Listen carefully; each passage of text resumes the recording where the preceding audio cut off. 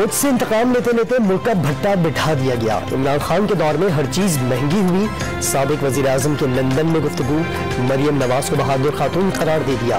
कहा हमें प्लेट में $5 अरब पेश किए गए, लेकिन हमने कहा एब्सोल्युटली नॉट। पाकिस्तान की गैरत पर कोई समझौता नहीं होगा।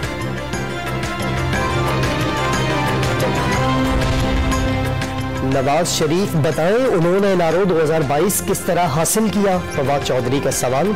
वजीर आजम हाउस से ऐसे ऑडियो लीक्स आ रही हैं जैसे वो घंटा घर चौक हो। लीक्स का जवाब कौन देगा? फवाद चौधरी की प्रेस कॉन्फ्रेंस।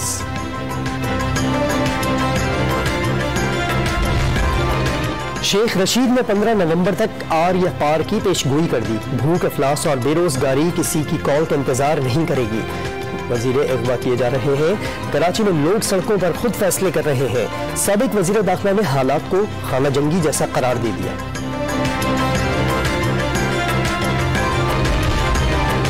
सिंध की सियासत में ड्रामाई पेशरफ्त। सदर मुमलिकत ने कामरान टिसोरी को गवर्नर सिंध मुकर्रर करने की मंजूरी दे दी।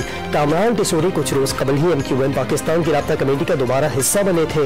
इमरान इस्माइल के इस्तीफे के बाद से गवर्नर सिंध का ओहदा खाली था।